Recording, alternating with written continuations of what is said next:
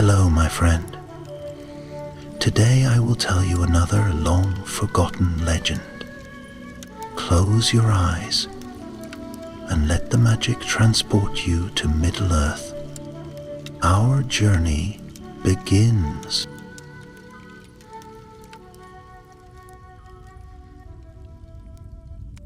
Beneath the emerald canopy of the woodland realm, where the stars shone faintly through ancient boughs and silver streams wove quiet songs through the mossy earth, the last Elven king stood alone. Thranduil, son of Orifer, ruler of the fading kingdom of Lascalen, once known as Mirkwood, felt the weight of centuries pressing upon him. His realm, once vibrant with song and laughter, had grown still, like the hush before a storm. The elves were leaving. For thousands of years their voices had filled these halls, their hands had tended these trees, their feet had danced upon the soft earth of their homeland. But now the call of the sea was strong, and one by one they sailed west to the undying lands, beyond the reach of time and shadow.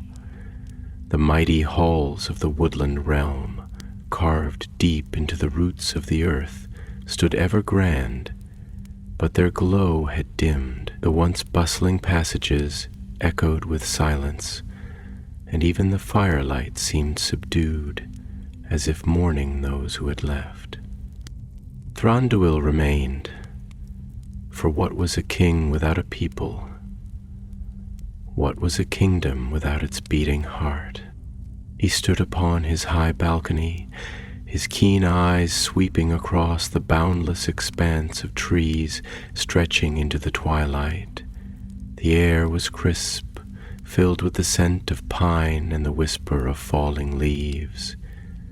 The world was changing.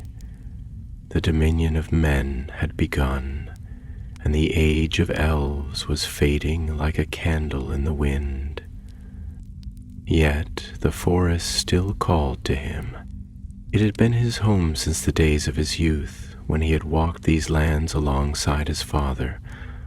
Orifer had been proud, noble, and unyielding, leading his kin into battle against the Dark Lord in the War of the Last Alliance. Thranduil could still hear the clash of swords, the cries of the fallen, the thunder of marching orcs beneath the banners of Sauron. He had been there, young yet hardened by war, standing beside his father when Orifer fell upon the blackened fields of Dagorlad. He had sworn then, with the blood of his kin staining the ground beneath his feet, that he would protect their people, their home, that the woodland realm would endure no matter the cost. But now, there were so few left. A gentle wind stirred the branches, and Thranduil closed his eyes, listening. He could hear the rustling of leaves, the distant murmur of the river, and beyond that, a faint echo, the memory of voices long gone, the laughter of Legolas in his youth, the songs of his people as they wove garlands of golden flowers, the deep, solemn prayers spoken in the shadows of old trees, all of it fading. A quiet step sounded behind him. "Your Grace," came a soft voice. Thranduil turned to see Gallian, his most trusted attendant, standing in the doorway, his face etched with the sorrow that all in the woodland realm carried. "A message has arrived from Lothlorien." Thranduil's fingers tightened around the carved railing of the balcony. Lothlorien, too, was emptying. The Lady Galadriel had departed. Celeborn lingered still, but his heart was already set on the west. The golden wood would soon stand silent, its song lost to the world of men. Thranduil inclined his head, a silent command to continue. There are whispers, Gallion hesitated, of movement in the south. The ruins of Dol Guldur stir. The name sent a shadow through Thranduil's mind. Dol Guldur, the once foul fortress where the necromancer had dwelled, where darkness had clung like poison to the roots of the world. It had been cast down, its evil purged, but evil had a way of lingering in the forgotten places of Middle-earth. "Who carries this warning?" Thranduil asked, his voice calm as the still surface of a lake. "An elf of Lorien, a scout. He rode with haste and begs an audience." Thranduil turned back to the forest, his mind a storm of thought. This land was his charge. Even if most of his kin had left, even if the world moved on without him, he would not let the darkness rise again, not while he still had breath in his body.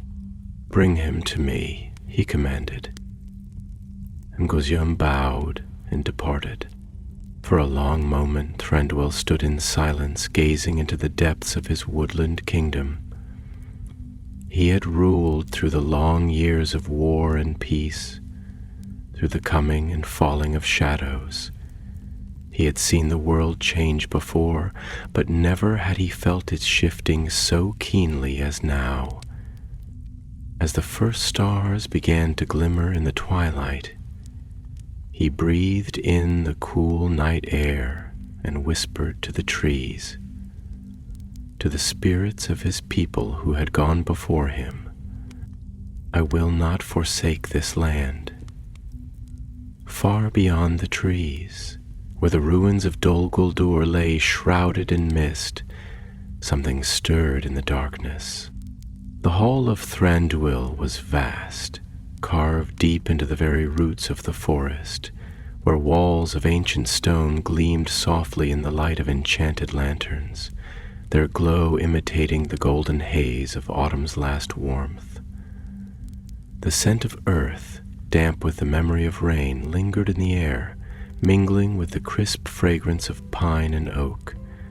It was a place of old majesty, hewn from the bones of the land itself, a sanctuary where the echoes of ages past whispered through the arch. Here, the weight of history was felt in every carved pillar, in every winding passage that led deeper into the heart of the mountain. It was a place of refuge, a fortress against time. But time had begun to press upon it, creeping in like ivy along the stone, seeking to reclaim what had once stood beyond its reach. Thranduil moved through the great hall with measured steps, his long robes brushing against the polished stone floor, his silver circlet gleaming under the flickering light of the torches. He was a figure of cold grace, his face untouched by the years in the way of the Eldar, yet his eyes bore the weight of centuries. His people called him timeless, but even the timeless could feel the slow erosion of all they had built. As he ascended the high steps to his throne, the silence of the hall seemed deeper than it had in centuries past. Once these chambers had been filled with song, harps and flutes, voices raised in celebration of the stars, the world, the endless beauty of life.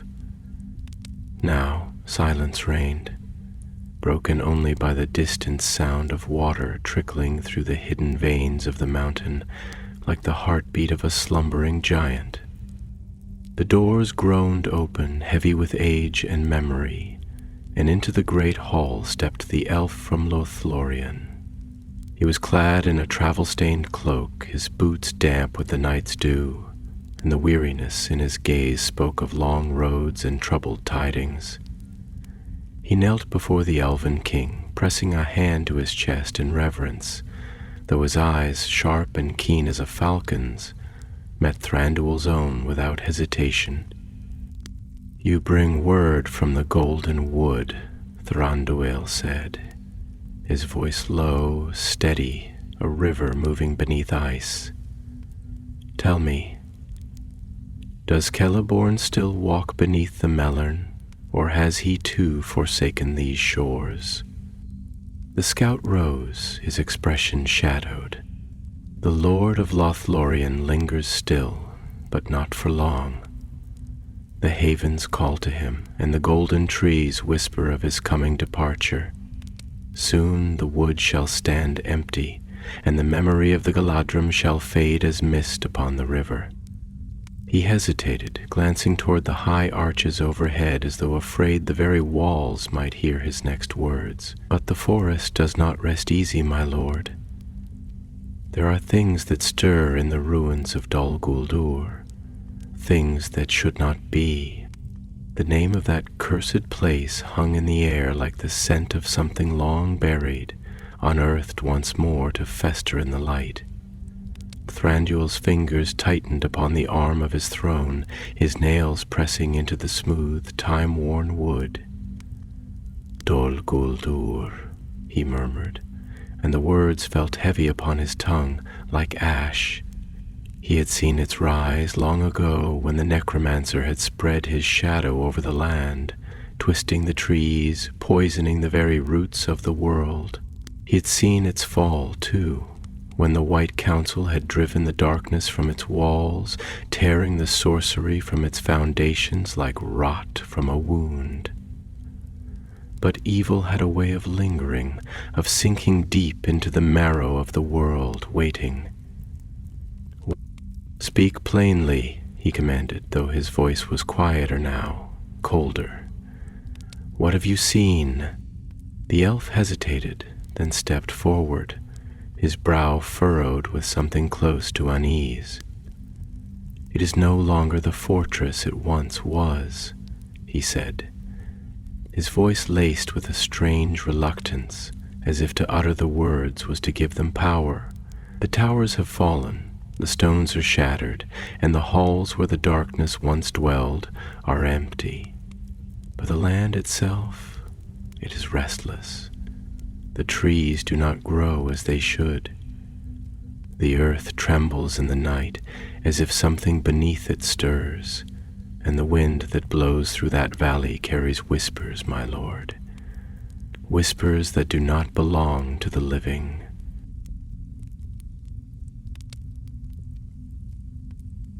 Thranduil said nothing for a long moment. The torches flickered, casting shadows that wavered upon the walls, shifting like figures dancing at the edge of sight. He had spent an age fighting the creeping dark, had seen what it could do to land and mind alike. He had known the weight of grief when his father fell, had tasted the bitterness of war and the slow erosion of all that was fair in the world. And now, at the very end of the age, when all should be quiet, when all should be fading into the west, with the ships that bore his kindred beyond the reach of sorrow, now the darkness threatened once more to rise from the bones of the earth. He exhaled slowly, a breath like the wind before the storm. "The dominion of men has begun," he said at last, more to himself than to the elf before him. "The Eldar depart, and Middle-earth is left to its fate. That is the way of things. But this land still stands. This forest yet breathes, and I will not see it fall to shadow again." The scout inclined his head. "Then you will act?" Thranduil's gaze lifted to the vast expanse of his hall, to the carved trees upon the pillars, their golden leaves forever caught in the frozen embrace of stone. He had watched over this realm for longer than most could remember. He had seen the rise and fall of kings, had stood upon battlefields drenched in blood, had felt the weight of grief settle upon him like the first frost of winter. And yet he remained. When all others left, he remained. "I will act," he said, and there was steel in his voice now, a quiet promise that echoed through the chamber like the toll of a distant bell. "But not rashly. If Dol Guldur stirs once more, then we must know what darkness lingers there, and we must tread carefully, lest we awaken something best left undisturbed." The scout bowed. Then, "I will return, my lord, and see that our eyes remain upon the ruins." Thranduil's gaze lingered upon the farthest shadows of the hall, where the firelight did not reach.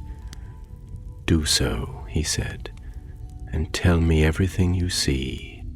The elf turned, his footsteps light upon the stone, and soon the great doors closed behind him, leaving the hall once more in silence. Thranduil remained upon his throne, unmoving, his thoughts drifting like leaves upon a river. The world had changed, and he had endured it all, but for how much longer? He had lived through the fall of kingdoms, had stood at the edge of ruin and refused to be swept away. He had built walls around his heart as surely as he had built them around his realm.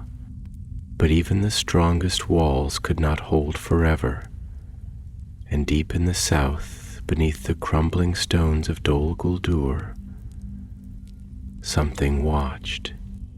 The hall stood silent long after the scout had departed, its ancient pillars casting long shadows against the polished stone, where the torchlight flickered as if caught between wakefulness and slumber.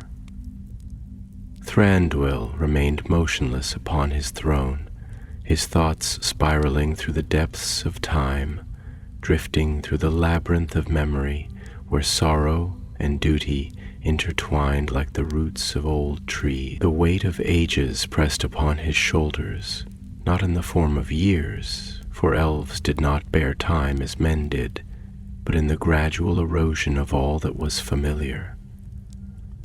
He had watched the world shift, had seen the slow unraveling of the Eldar's dominion, the diminishing of their splendor, like the light of a setting sun sinking into an endless horizon. And now, at the very edge of twilight, he found himself a lone sentinel in a world that was no longer his. Outside, the forest murmured with the restless sigh of wind weaving through ancient boughs, stirring the crisp scent of fallen leaves and damp earth. The trees whispered, though fewer now heard their voices. Once, the elves of Greenwood had walked beneath the boughs, their hands tracing the rough bark, their songs woven into the rustling of leaves, binding them to the land as closely as roots to the soil. But now, so many had gone.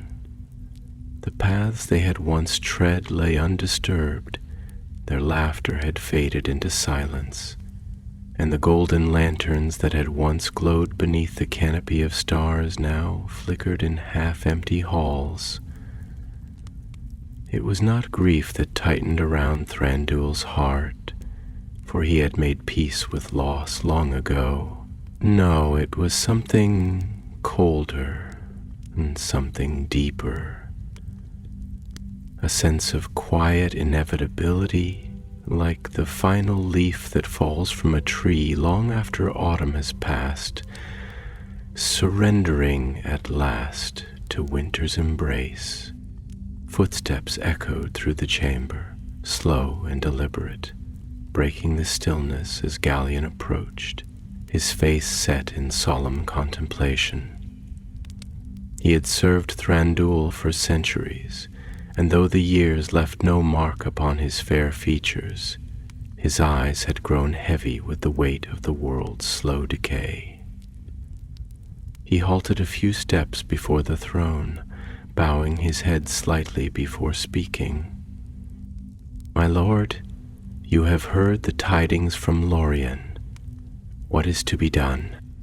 Thranduil exhaled softly, his gaze drifting toward the carved roots upon the pillars, their twisting shapes mirroring the endless dance of fate.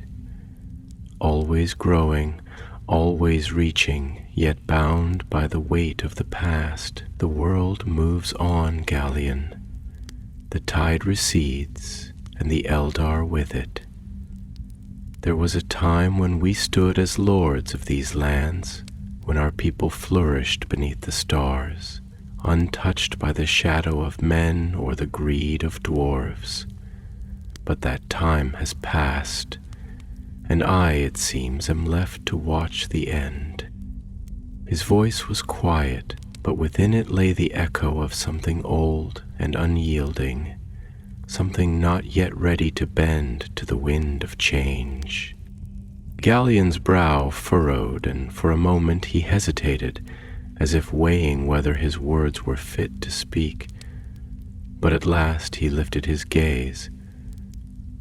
"And yet, my lord, you do not leave. The ships wait, the havens call, and still you remain. You speak of endings, yet you linger in this place as though it were not the world that is fading but yourself."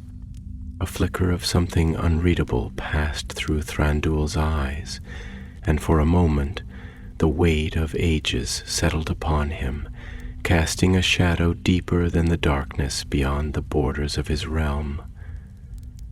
"Because I remember," he said at last, his voice softer now, tinged with something almost weary. "I remember the first time I set foot upon these lands, when greenwood stretched from the misty mountains to the river's edge, when my father stood beside me and swore that here we would endure. I remember the first great war, when we marched to Daggerlad, young and proud, believing that our strength was enough to challenge the tide of shadow. I remember the bodies upon the battlefield, the blood upon my hands, my father falling beneath the banners of Mordor while the sky burned above us. And I remember returning home to a kingdom that no longer felt whole, to a people who looked to me to lead them through the long years of darkness. And I did. Through war, through loss, through the slow creeping of shadow into our borders, I remained. And if I have remained through all these things, why should I leave now?" Galleon bowed his head slightly as though in reverence, but when he spoke again, his voice carried a quiet resolve. "Because the world has changed, my lord, and even the strongest trees must bow before the storm, lest they be broken by it." Thranduil was silent for a long moment, his gaze fixed upon the distant torches that lined the farthest reaches of the hall, their golden light flickering like distant stars upon a darkened sea. When at last he spoke, his words carried the weight of something unspoken, something only he could truly understand. "Then let it break me if it must, but I will not leave." Galleon studied him for a moment longer, as if searching for something in the depths of his expression, some flicker of doubt, some hidden uncertainty. But there was none. At last he inclined his head. "Then what would you have us do?" Thranduil straightened, his posture once more that of a king, his voice once more cold and certain. "Send scouts to the ruins of Dol Guldur. If the shadow stirs, I would see it with my own eyes before I act. And double the patrols along our borders. The world may change, Galleon, but our duty remains. So long as I am king, the woodland realm shall not be left unguarded." Galleon nodded and stepped back, his departure swift and silent, like a ghost vanishing into the dark. Thranduil remained alone, his gaze lingering upon the great carvings that lined the walls, upon the twisting patterns of gold and silver that adorned his halls, each telling a story older than many kingdoms of men. The silence stretched, and in that silence he heard the voice of the forest, the rustling of leaves, the soft sigh of the wind as it moved through the glades, the distant echo of water upon stone.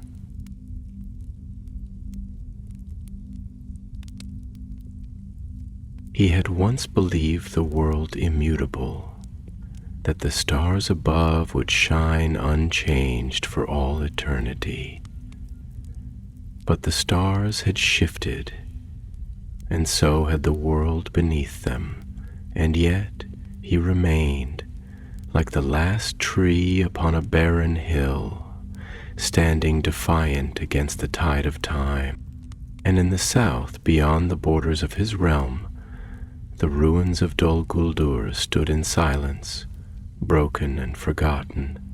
But beneath the ruins, beneath the crumbling stone and the twisted roots that had begun to reclaim the land, something moved.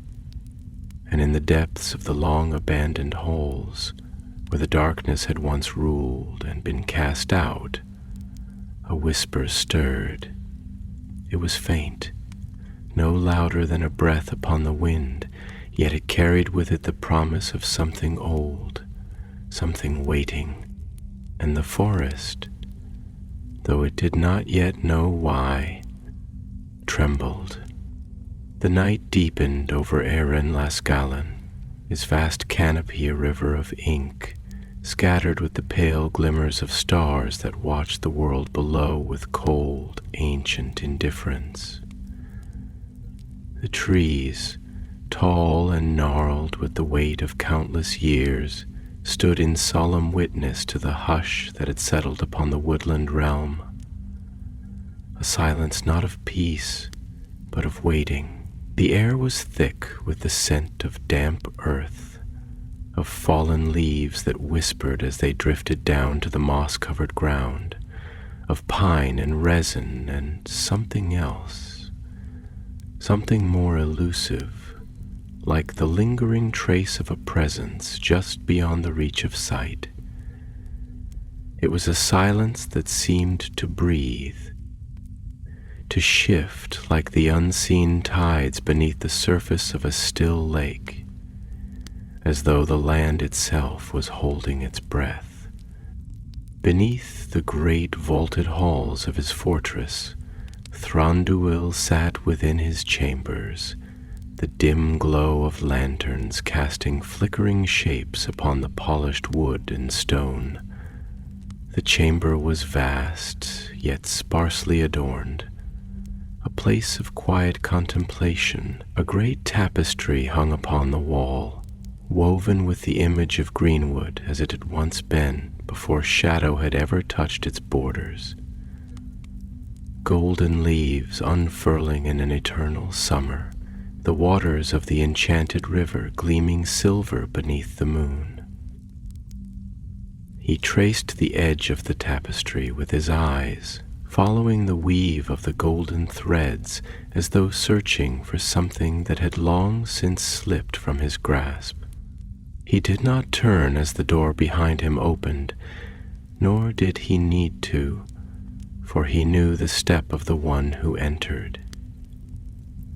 Gallion moved with the careful grace of one accustomed to bearing tidings, and there was something in the measured quiet of his approach that told Thranduil all he needed to know before a single word was spoken. He did not look away from the tapestry as he finally broke the silence. "They have returned?" Gallion inclined his head, though his expression was grave. "They have, my lord." He hesitated a moment before continuing, his voice carrying the careful weight of one who knew that his words would be met with deep scrutiny. "And they bring troubling news." Thranduil finally turned, his gaze meeting that of his attendant, though his expression betrayed little of what lay beneath the surface. "Speak plainly, Galleon. I have no patience for riddles tonight." Galleon inclined his head slightly, as though in silent acknowledgment of the burden his king carried. And then he spoke. "The ruins of Dol Guldur are not as empty as we believed. The stones crumble, the halls lie in ruin, but something stirs beneath them. The air there is thick, heavy with a presence unseen, as though the very land itself remembers the dark hand that once ruled it. The trees that grow upon its borders bear no leaves, their roots curling like grasping fingers into the soil, and the wind—" He hesitated, as though the very memory of it unsettled him. "The wind carries voices, my lord, whispers that have no source, no tongue, yet they linger, like the breath of something that should not be." Thranduil's expression remained unreadable, though his fingers curled slightly against the arm of his chair, a gesture so small it might have gone unnoticed by any but those who had known him for centuries. "Did they see anything?" Galleon shook his head, though his own unease was evident in the way his hands clasped behind his back, knuckles paling under the pressure. "Nothing that bore form, but the scout who ventured closest to the ruins spoke of a presence. He described it as a shadow without substance, a weight upon his chest that pressed deeper the longer he lingered. He said it was as though something was watching him, though when he turned there was nothing." The chamber seemed colder suddenly, though no wind stirred its depths, and Thranduil sat in heavy silence, his mind tracing old paths, old wounds. Dol Guldur had been the necromancer's lair, a festering wound upon the land where darkness had taken root and spread like a poison into the very bones of the forest. The White Council had driven its master forth, had broken its walls, had left it to ruin, but ruin did not always mean death, and darkness, true darkness, was not so easily vanquished. For a long moment Thranduil did not speak, and when he did, his voice was quieter, colder. "Do you remember the first days of the Shadow, Galleon, when Greenwood began to darken, when the air thickened with an evil none could yet name?" He did not wait for an answer, for he knew Galleon did remember, as all who had dwelled in these halls did. It was subtle at first, no more than a whisper in the leaves, a hush upon the streams, as if the forest itself feared to wake something that had long slumbered. And then the sickness came. The trees grew twisted, their roots blackened as though burned from within. The creatures of the forest became restless, their eyes wild, their cries unnatural. And then his fingers tightened imperceptibly. Then the fear took root, a fear without name, without form, yet present in every shadow, in every space just beyond the light. Galleon said nothing, but his gaze was steady, knowing. "You believe it has returned." Thranduil exhaled, slow and measured, as though tasting the thought before speaking it aloud. "I believe that evil is not so easily banished from the world. It changes, it waits, it bides its time in the places forgotten by those who wish to forget. Dol Guldur may have fallen, but something stirs within its bones, and if we do not act, we may find that it has already taken root while we turned our gaze elsewhere." Galleon shifted slightly, as though weighing his next words carefully. "Then what must be done, my lord?" Thranduil turned back to the tapestry, his gaze once more tracing the golden leaves that no longer grew beyond these halls, his voice low, measured. "I will go."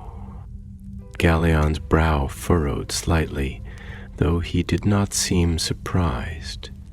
"You mean to lead the scouting party yourself?" Thranduil turned back to him, his expression unwavering. "If the land remembers what once dwelled there, then I would see it with my own eyes. I have walked this realm longer than most who remain. If darkness lingers, I will know it." He stood, his movements slow yet purposeful, and the torches upon the walls cast long shadows as he straightened, a king not yet ready to bow before the weight of time.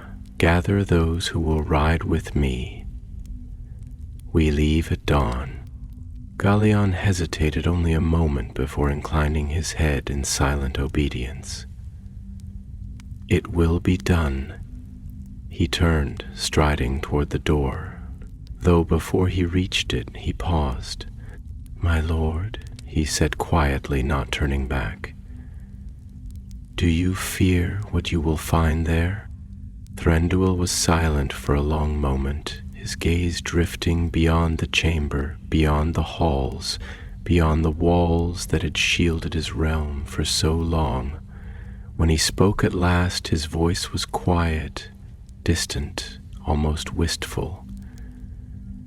"I do not fear the darkness, Galleon. I fear what remains of me if I find nothing at all." Galleon said nothing more, only bowed his head and disappeared beyond the doors, leaving Thranduil alone with his thoughts and the quiet whisper of the forest beyond. The night stretched long, and in the distance, beyond the borders of his realm, the ruins of Dol Guldur stood beneath the pale glow of the moon. And though no voice was raised, though no footsteps stirred within its crumbling halls, the darkness that lay within it did not sleep. It watched, and it waited. The dawn that followed was pale and cold, the kind that whispered of distant winters even as the last traces of autumn still clung to the branches. The great forest of Loskelen stretched in every direction, a vast and ancient expanse of towering trees whose roots wove deep into the bones of the earth. The mist had gathered thick that morning, draping itself like a spectral shroud between the trunks, muting the golden hues of the lingering leaves. The hush of early morning lay heavy upon the land, as though the world itself had drawn a breath and held it, waiting.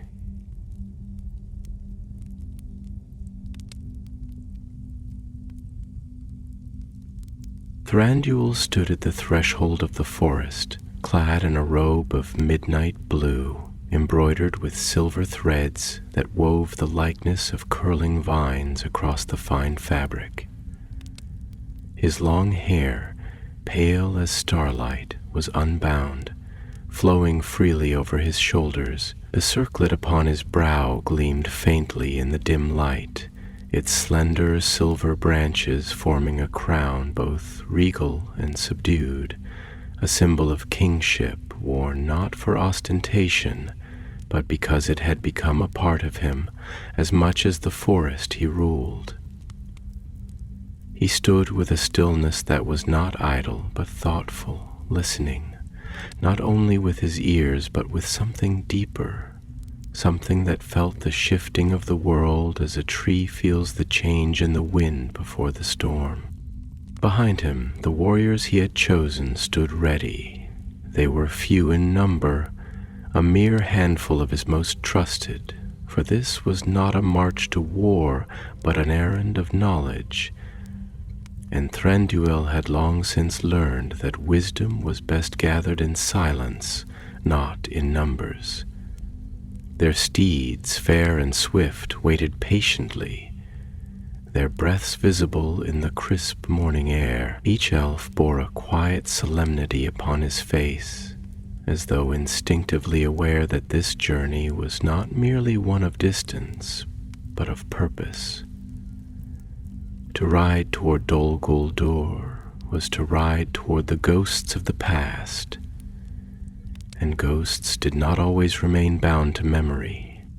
Gallion stood at his side, his usual composure tempered now by something else, something quieter. He was a practical elf, bound more to duty than to sentiment, yet there was hesitation in his gaze as he regarded his king.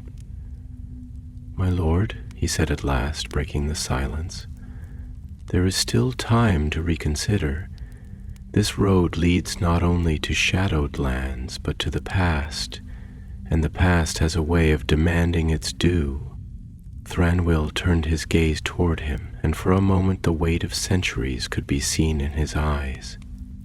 "The past is never silent, Gallion," he said, his voice measured, each word carrying the gravity of long years. "It lingers in the stones, in the trees, in the very air we breathe. You speak as though it is a place one may turn away from, as though it is a door that may be closed, but it is not. It follows. It waits, and sometimes it rises when least expected." Gallion studied him for a long moment before exhaling softly. "Then you go to meet it?" Thranduil's gaze drifted toward the farthest reaches of the forest, where the mist grew denser, cloaking the land in secrecy. "I go to see what remains," he murmured. "The world is changing, Gallion. The Eldar depart, the land itself shifts beneath our feet, and yet there are things in Middle-earth that do not change, shadows that linger, echoes that refuse to fade. I would know if this is one of them." Gallion was silent for a moment before inclining his head, understanding in his eyes. "Then may the stars watch over you, my lord." Thranduil turned away, stepping toward his steed with the ease of one who had spent lifetimes in the saddle. The beast was tall and swift, its coat the color of moonlight, its eyes dark and intelligent. As he swung himself into the saddle, the others followed suit, their movements fluid, wordless. There was nothing more to say. The path had been chosen. The ride through the forest was quiet, save for the soft rhythm of hooves upon the leaf-strewn earth. The mist clung to them as they moved, swirling in their wake like the remnants of forgotten dreams. The trees here were old, their trunks bearing the scars of time, their roots thick and gnarled, twisting through the soil like the veins of some slumbering giant. The light that filtered through the canopy was pale and uncertain, shifting in patterns that seemed almost deliberate, as though the forest itself was watching, measuring the passage of those who dared tread its depths. For a time there was nothing but the journey, the steady breath of the horses, the rustle of unseen creatures in the undergrowth, the distant call of a bird that seemed strangely out of place in the quiet. But as they rode deeper, the silence began to change. It was subtle at first, no more than a shift in the air, a tension that could be felt rather than heard. The forest, which had always been alive with sound, the sighing of the wind, the whisper of leaves, the murmuring of distant streams, had begun to still. It was not the peace of an untouched glade, but the hush of something waiting. Thranduil slowed his steed, lifting a hand, and his company followed suit, drawing to a halt. The mist had thickened here, rolling between the trees like a living thing, veiling the land ahead in a shroud of uncertainty. He did not speak, but he did not need to. The others felt it too, the weight in the air, the way the very ground seemed to hold its breath. One of the warriors, a tall elf with keen eyes and hair dark as the depths of the forest, shifted in his saddle. "My lord," he murmured, his voice low, cautious. "Something is wrong." Thranduil did not answer immediately. Instead, he closed his eyes, reaching out, not with sight, not with sound, but with something deeper, something that had always been a part of him as it was a part of all elves. He listened, not to what was there, but to what was missing. And then he understood. The wind had stopped. Not merely slowed, not merely changed direction, but ceased entirely. The trees did not stir, the leaves did not shift, the mist did not part. The air was utterly, completely still. A stillness that was unnatural. A stillness that did not belong. Thranduil opened his eyes. "We do not ride forward blindly," he said, his voice low but firm. "We dismount. We move carefully." Without question, the others obeyed, slipping from their saddles in near silence. The horses, too, sensed the change, their ears flicking, their breath heavier, though they made no sound. The warriors moved as shadows, spreading out, their hands resting lightly upon their blades, though no weapon had yet been drawn. And then, just at the edge of sight, beyond the thickening mist, there was movement, a flicker. There and gone, not a shape, not a form, but a shift in the air itself, like the space between one heartbeat and the next. Thranduil's fingers brushed the hilt of his blade. The past, it seemed, had not remained behind. It had come to meet him. The mist had thickened into a near impenetrable shroud, swirling lazily around the towering trunks of the ancient trees, obscuring the land beyond more effectively than any wall of stone.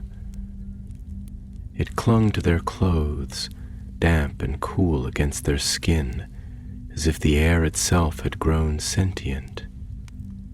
Aware of their intrusion, and uncertain whether to welcome or resist them, there was no movement among the trees, no rustling of unseen creatures, no sighing of wind through the branches. Only the weight of silence, pressing upon them like an unseen force. Even the horses, left tethered some distance behind, had not stirred, their usual restless shifting absent in the presence of something they could sense but not understand.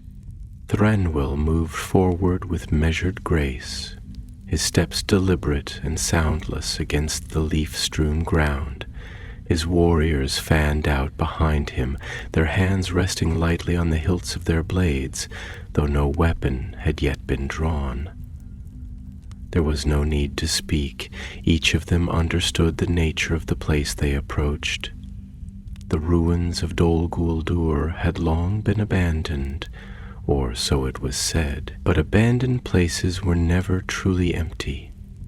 Memory lingered in the stones, in the broken pillars that still reached skyward like the skeletal remains of a fallen beast, in the shattered walls where darkness had once dwelled and been driven forth.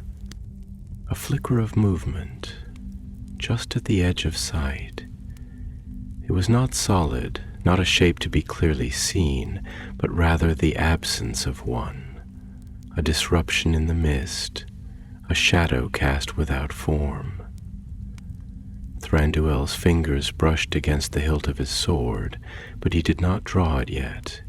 He had lived too long to mistake the unknown for immediate danger, though instinct, old as time itself, whispered caution in the marrow of his bone. One of the elves at his side, a warrior named Laron, exhaled slowly. "This place remembers," he murmured, his voice barely more than a breath against the quiet. "Even after all these years, it holds the weight of what once was."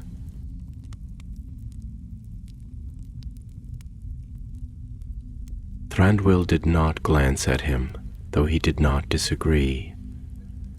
"Some wounds do not heal, even when the blade that inflicted them is gone," he said, his voice low and thoughtful. "They scar over, perhaps, grow quieter with time, but beneath the surface the ache remains. Dol Guldur was not merely a fortress, it was an infestation, a sickness upon the land itself. Evil does not simply vanish, it lingers, like a scent upon the wind, waiting for the moment when it may take root once more." Larum hesitated, then spoke again, his tone cautious. "Do you believe it has already begun?" Thranduil exhaled, his breath visible in the cool air. "I believe," he said slowly, "that the past is not content to remain where we left." They pressed forward, the mist curling around them, growing denser the closer they came to the ruins. The ground beneath their feet changed, soft earth giving way to stone, cracked and worn with age.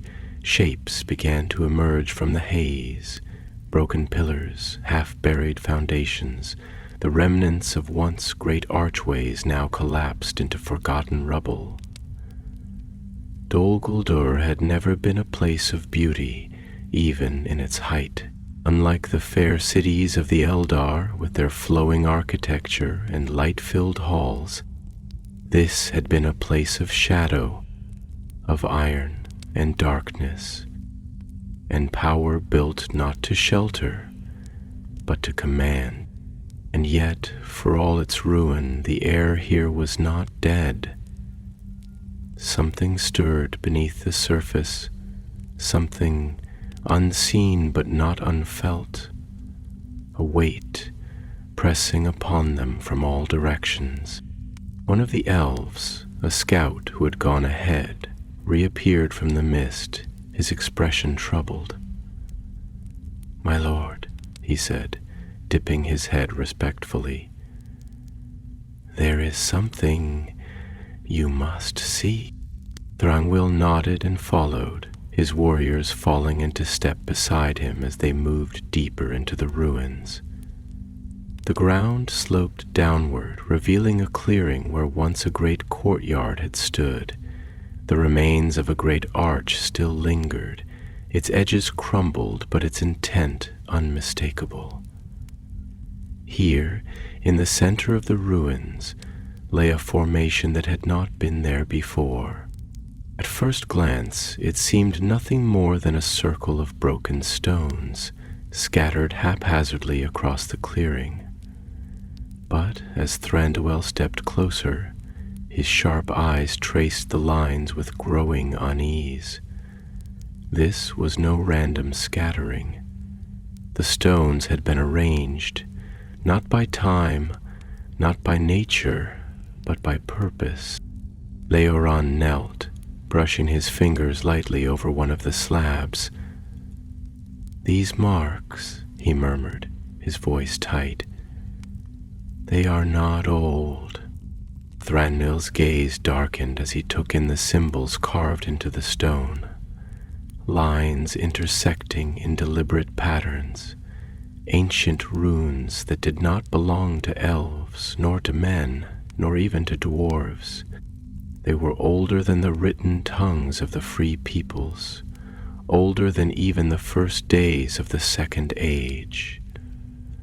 They were symbols of something deeper, something buried beneath history, beneath memory, waiting to rise again. "This is not the work of time," Thranduil said at last, his voice quiet but edged with steel. "Someone, something, has been here." Gallion, who had remained silent until now, took a step closer, his usual composure strained. "What do these marks mean, my lord?" Thranduil did not answer immediately. Instead, he closed his eyes, reaching beyond the physical, beyond sight and sound, listening not to the present, but to the echoes that still lingered here.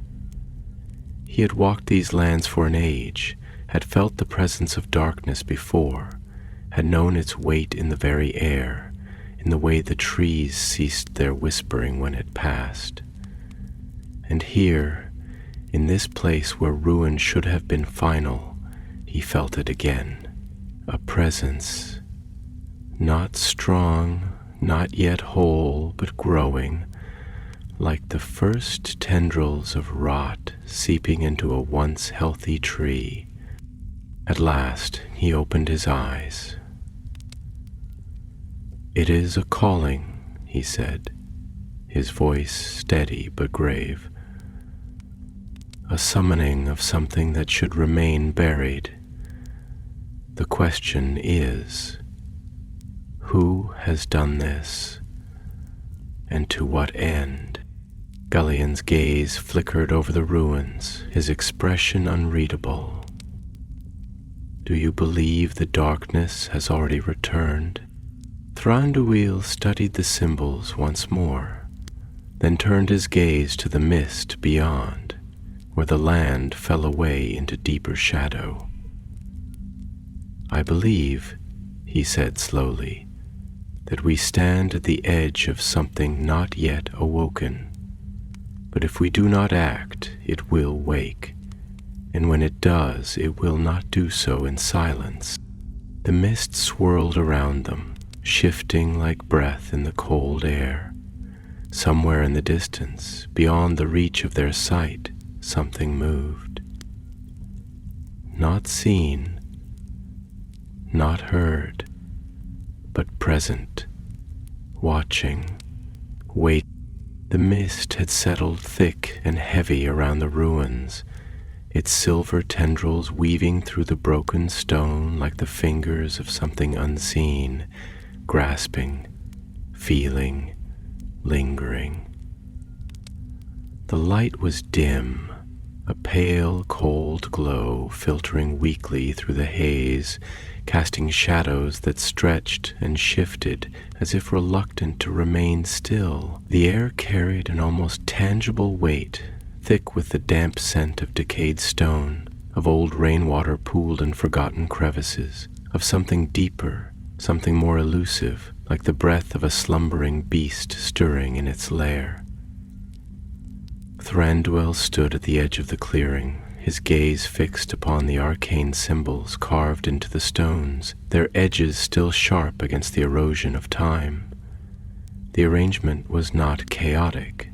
It was deliberate, purposeful. Someone had been here recently, and whatever their intent had been, it was unfinished. His warriors remained close, their forms half obscured by the veil of mist that clung stubbornly to the ruins.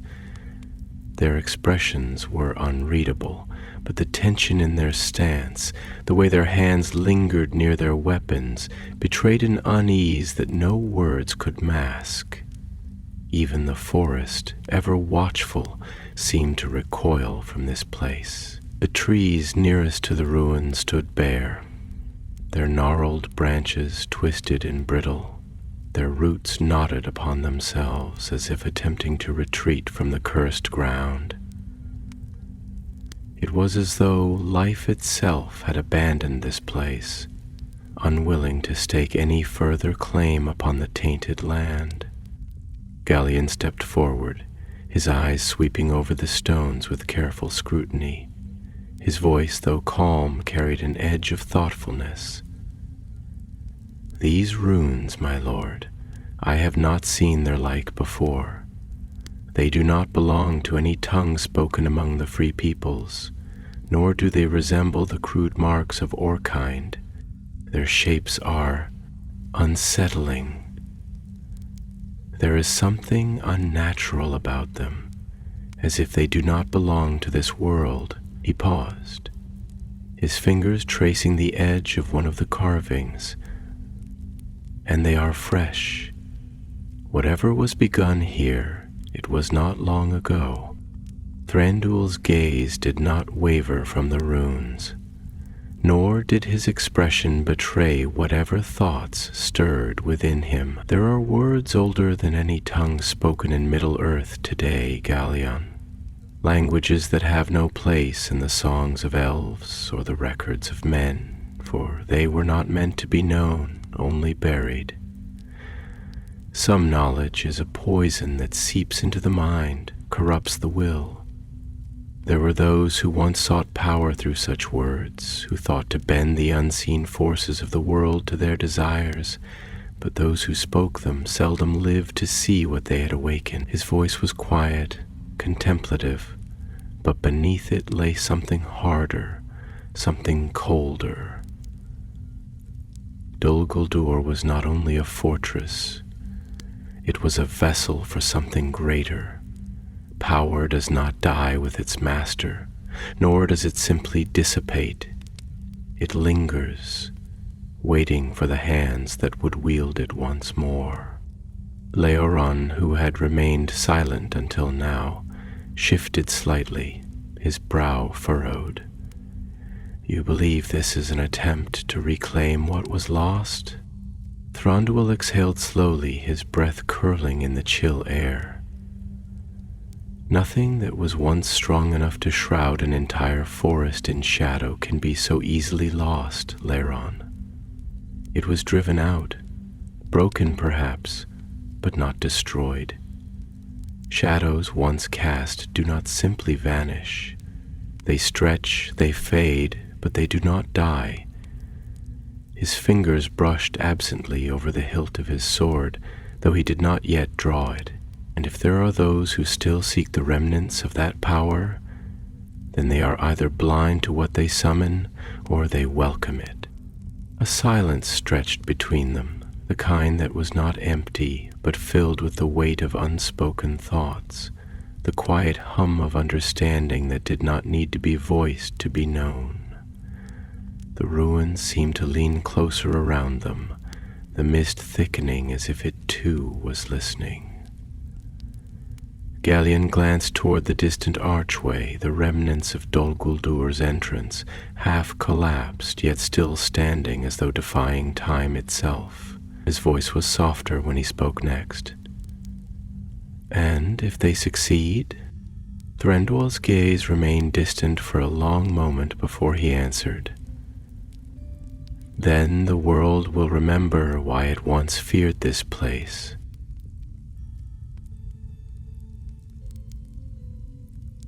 The mist curled at their feet as they moved deeper into the ruins, the broken stones shifting beneath their steps with a sound that was swallowed almost instantly by the unnatural hush of the air. They walked slowly, not out of hesitation, but with the careful precision of those who understood that unseen dangers were often far greater than those that revealed themselves. The ruins of Dol Guldur had always been a place of oppression, of suffocating malice, but now there was something different. It was not the overwhelming presence of a great and terrible force, but rather an absence, an emptiness that did not feel like relief, but like the stillness before a storm. As they reached the remnants of what had once been the fortress's inner hall, they halted. The chamber had been reduced to rubble, its once lofty ceiling now open to the sky, where the mist drifted like pale smoke through the cracks in the stone. But it was not the ruin itself that had drawn their attention.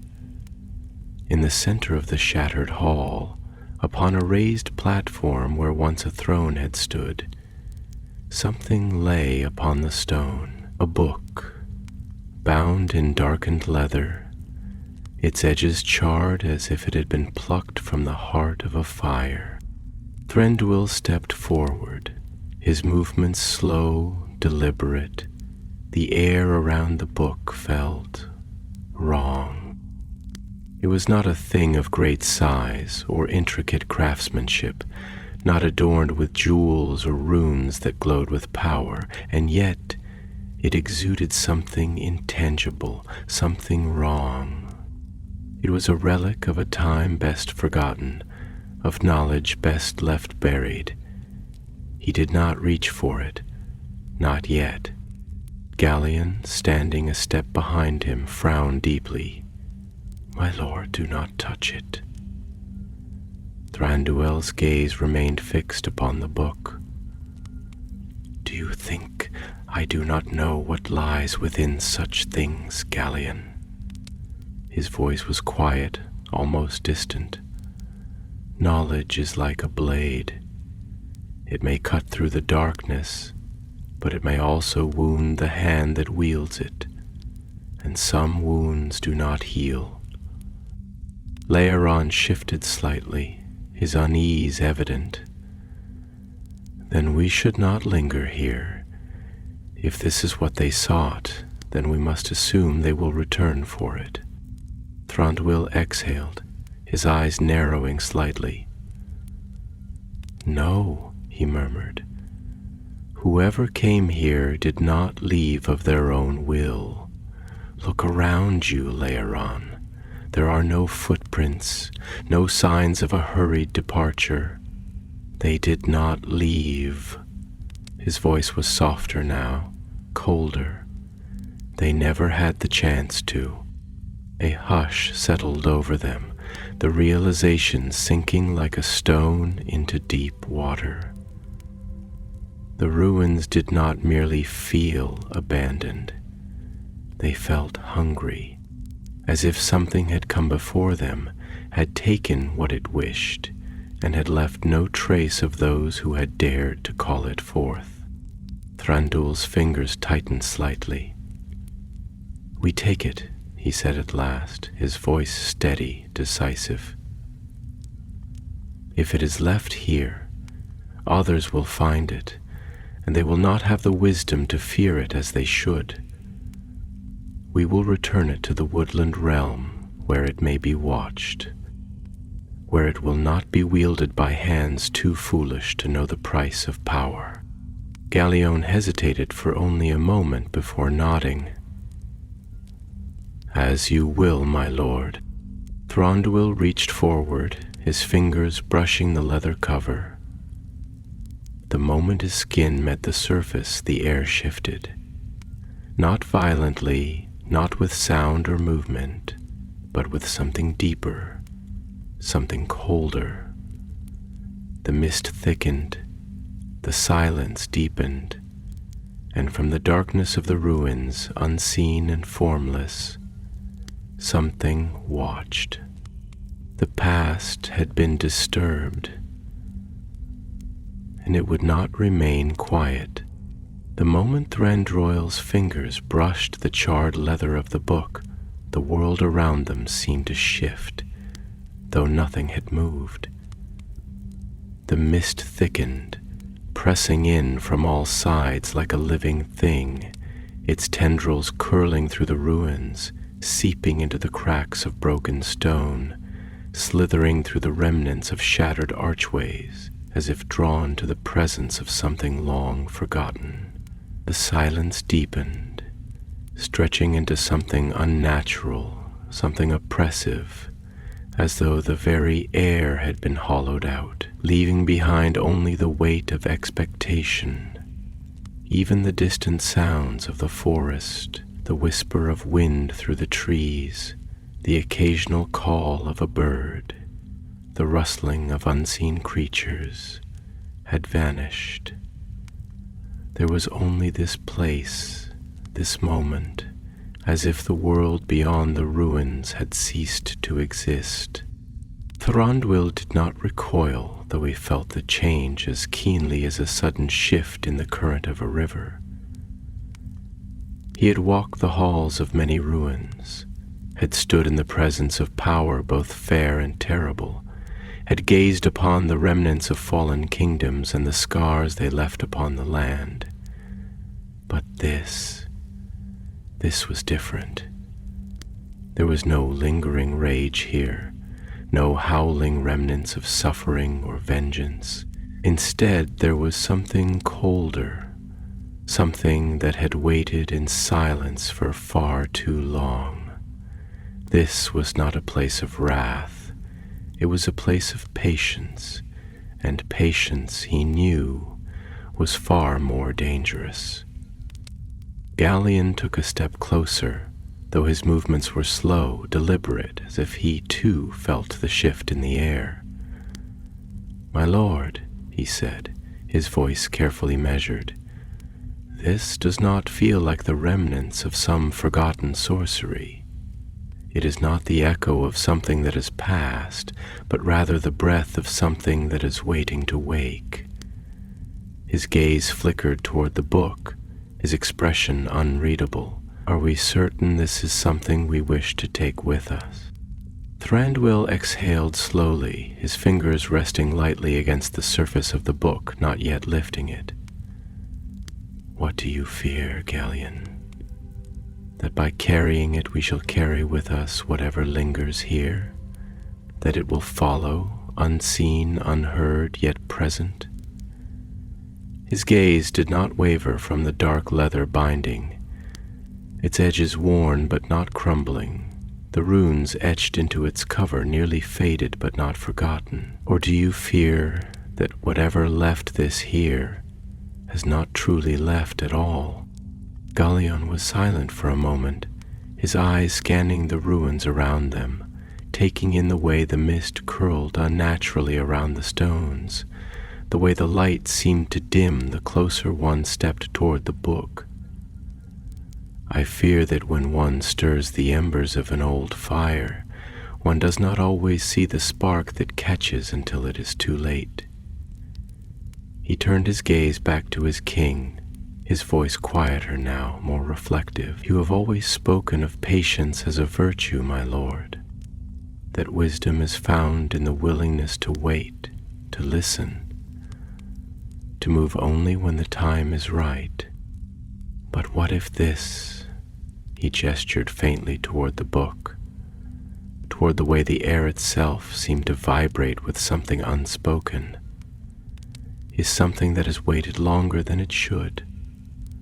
What if it is already decided that the time has come?"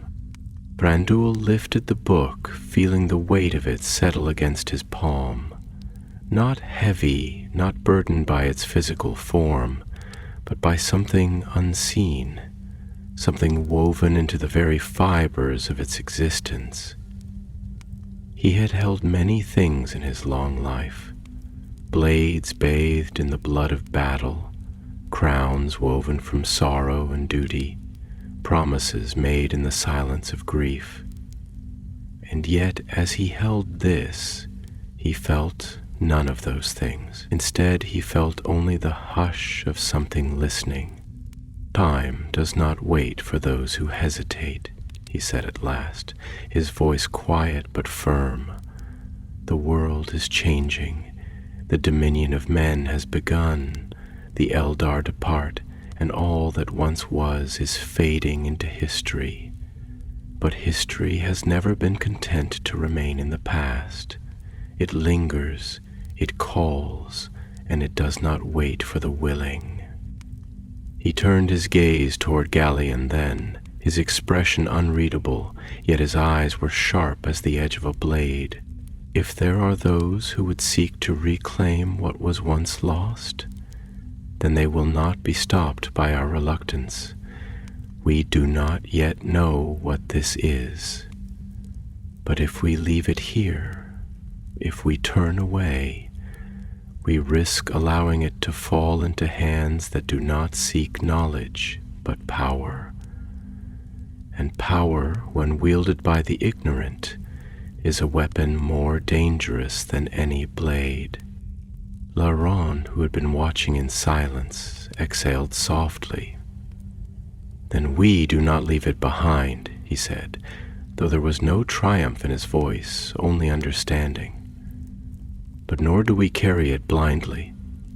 If this book holds knowledge, then it must be read, and if it holds something more," his fingers twitched faintly at his side, his posture tense but resolved, "then it must be contained." Thranduil nodded once, turning the book over in his hands, his fingers tracing the faded runes, feeling the indentations of the script beneath his touch.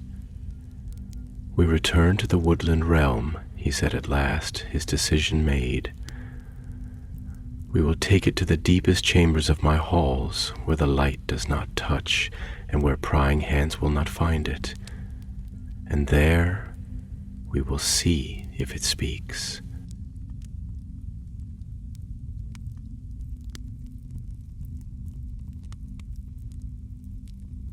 The mist swirled at their feet as they turned, moving once more through the broken remnants of the fortress, their steps careful but unhurried, their senses attuned to the silent weight of the ruins behind them. The feeling of being watched did not fade, nor did the hush that clung to the air. It was as if the place itself had taken a breath and held it, waiting, considering. As they reached their horses, the silence finally broke. Not with words, not with sound, but with a shift in the air, a whisper of wind that had not been there before. It carried no voice, no clear message, only a feeling, a sensation that ran like ice along the skin, a quiet knowing. Thranduil mounted his steed, his fingers tightening slightly around the book as he looked once more toward the ruins. The mist curled along the stones, settling once more into its patient stillness, and though nothing moved, though no presence revealed itself, he did not fool himself into believing they had left it behind. The past had awoken, and it had not yet spoken its full name. The return through the forest was quieter than before, though not with the hush of peace, but the kind of silence that followed a decision that could not be undone. The horses moved steadily beneath the dense canopy, their hooves pressing into the damp earth, their breath rising in faint clouds against the morning chill. The mist, which had thickened so unnaturally within the ruins of Dol Guldur, began to thin as they rode, curling away like a hand withdrawing, no longer grasping at their presence. And yet, even as it faded, something of it remained, an impression, a weight that did not lift, as if what they had disturbed still clung to them unseen. Thranduil rode at the head of the company, the book secured within the folds of his cloak, though he was acutely aware of its presence, of the way it seemed to press against him, heavier than mere parchment and ink had any right to be. He did not open it, not yet. There would be time for that, time to determine whether what it held was knowledge or something more dangerous. But as he rode beneath the high-reaching boughs of the trees that had stood for ages beyond counting, he could not shake the thought that the book was not merely something found, but something placed, not abandoned, but left to be taken. Galleon rode beside him, his expression thoughtful, his gaze flickering between the path ahead and the forest beyond, as though he too sensed the lingering shadow at their backs. At last he spoke, his voice quiet, reflective. I have long served you, my lord, and in all these years I have watched you weigh many decisions, each with the careful patience of one who understands that every choice leaves its mark upon the world. But I wonder now, do you believe this was the right path? To take this book from its place, to bring it into our halls? We do not yet know what it holds, and yet we carry it as though it is merely another relic of the past. But relics, my lord, are often more than they seem. Thranduil's gaze did not shift from the path ahead, though his thoughts turned inward, tracing the memories of the past, the choices made, the echoes of them still carried through time. The past does not remain buried, Galleon, he said at last, his voice measured, though it carried the weight of years. We tell ourselves that it does, that what has come before is behind us, that we are free to walk forward without looking back. But time does not move in a straight line. It bends, it coils, it circles back upon itself.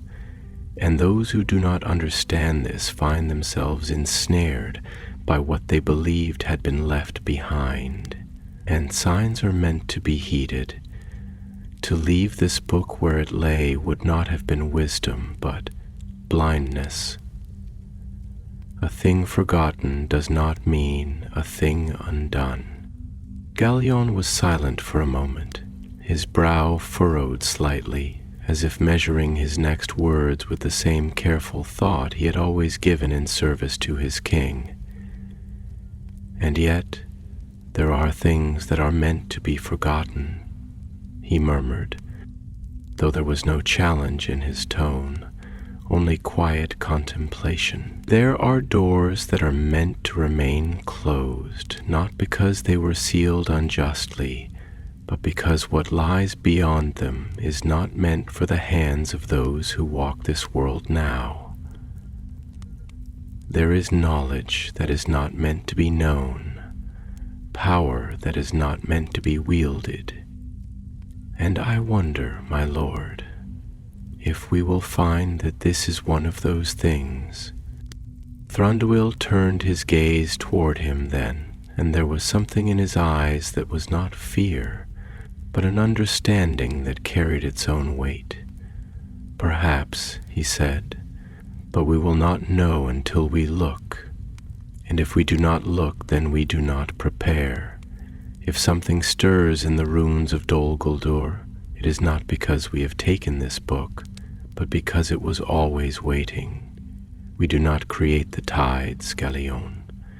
We only decide how we stand against them. The conversation faded into silence, but the air between them was not empty. It was filled with the quiet hum of thought, the unspoken understanding that, though they rode beneath the golden light of the morning, they carried with them something that did not belong to the daylight. Hours passed, and the trees of Erinlascalan grew denser, their boughs arching high above like the vaulted ceilings of an ancient hall, their leaves whispering as the wind stirred through them, as though the forest itself had sensed the shift in its king. The woodland realm was not like the ruins of Dol Guldur. It was alive, breathing, and within its depths the weight of ages had not twisted it into shadow, but strengthened it, as roots grow deep to hold against the storm. By the time they reached the great gates of Thranduil's halls, the sun had climbed higher, casting long shafts of light through the towering trees, painting the stone entrance in hues of amber and gold. The guards who stood watch at the gates bowed low as their king passed, their keen eyes flickering toward the cloak he carried, though they did not question what lay within. The warriors dismounted, leading their steeds away in silence, their expressions grim but resolute. Even if they did not yet know what they had brought back with them, they understood that it was not a mere relic, not a mere artifact of history. It was something that had been left to be found, and it was now within their walls. Thranduil walked through the great corridors of his halls, the torchlight flickering against the smooth stone, casting long shadows that shifted with each step. The woodland realm had always been a place of sanctuary, a fortress of the Eldar that had withstood the tides of war, the encroachment of shadow, the passage of time itself. But now, as he descended into the lower chambers, into the deep vaults where the light of day did not reach, he wondered if even these walls could contain what they had carried home. The chamber he chose was deep within the heart of his halls, a place where few ever walked, where the air was still, where secrets could remain undisturbed. The stone here was smooth and ancient, carved by hands that had long since departed, the air thick with the scent of old wood, of parchment, of something untouched by the world above. He placed the book upon a table of polished oak, his fingers lingering upon the leather binding for a moment longer than necessary, as if waiting for it to reveal something of itself. But it remained still, silent, unmoving. Gellion stood a few steps behind, watching. "And now?" he asked, his voice quiet, as though the very walls were listening. Thranduil exhaled slowly. "Now we learn what it wishes to tell us." The book lay before him, its darkened pages waiting. Outside, beyond the halls, beyond the borders of the realm, the forest stretched into the vastness of Middle-earth, and in the distance, where the ruins of Dol Guldur stood beneath the shifting mist, the silence was no longer empty. Something had changed, and though it had not yet spoken, it was listening, and it would not wait forever.